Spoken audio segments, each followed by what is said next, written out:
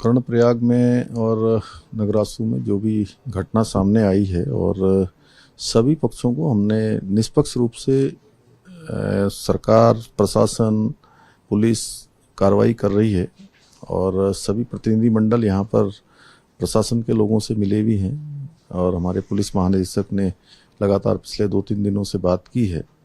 और ये यात्रा का सीजन है और जहाँ चार धाम यात्रा भी इस समय चल रही है और अपने आप में एक रिकॉर्ड तीर्थयात्री अभी तक वहाँ पहुँच गए हैं। 40 लाख संख्या वहाँ होने वाली है। हेमकुंड साहब की यात्रा भी जो है पिछले साल की तुलना में 20-25 हज़ार अधिक हो गई है। अभी शुरुआती दिनों में ही 1,25,000 के आंकड़े को छू गई है।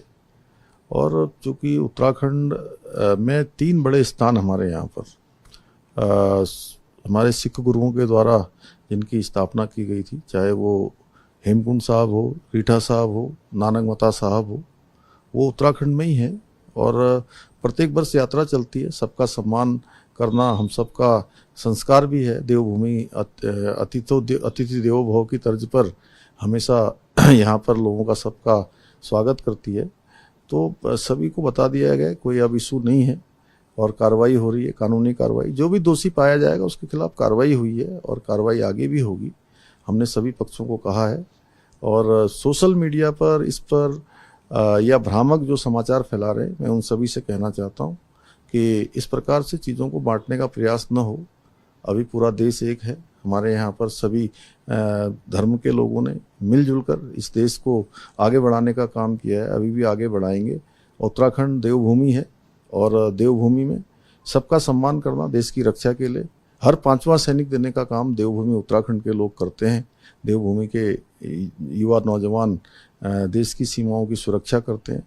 तो यहाँ आने वालों का सबका स्वागत है। मैं कहना चाहता हूँ कि अब जो है अब कानून अपने हाथ में इस प्रकार से लेगा, भ्रामक खबरें फैलाएगा, तो निश्चित रूप से उस पर कानूनी कार्रवाई भी होगी।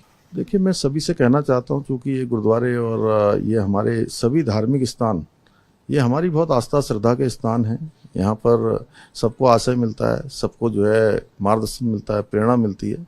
तो इस प्रकार का हम कोई भी कृत्य न करें जिससे कि हमारी खुद की ही कहीं गरिमा कम हो, कहीं उस धर्म को हानि पहुँचे। तो धर्म की हानि को पहुँचाने से हमें बचना चाहिए और सब लोगों को कोई बात है तो बात करनी चाहिए। बात करके सारी चीज़ों का समाधान निकलेगा। नहीं, मैं सभी से कहना चाहूँगा कि देखिए, हम लोगों को सबको मिलजुल कर, इतनी शानदार यात्रा चल रही है और सब लोग मिलजुल कर यात्रा को जो भव्य रूप चल रहा है यात्रा का, उसको और भव्यता देने का हम प्रयास करेंगे। उसमें हमारा योगदान होगा तो निश्चित रूप से कहीं ना कहीं भगवान की कृपा भी हमारे पर होगी, हमारे सभी गुरुओं की भी कृपा होगी। सर, आप प्रदेशवासियों तथा विशेष रूप से सिख समाज से इस समय क्या? मैं सभी से कहना चाहता हूं कि प्रदेशवासियों से भी कि और हमारे सिख समाज के लोगों से भी, सभी लोगों से, जो भी हमारे अनेक सभाओं के लोग हैं, कि एक कार्रवाई बिल्कुल निष्पक्ष हो रही है। और जैसा जैसा लोगों ने कहा है, जिस प्रकार की कोई शंका किसी के मन में नहीं होनी चाहिए, हम पूरी निष्पक्षता के साथ इस पर काम करेंगे।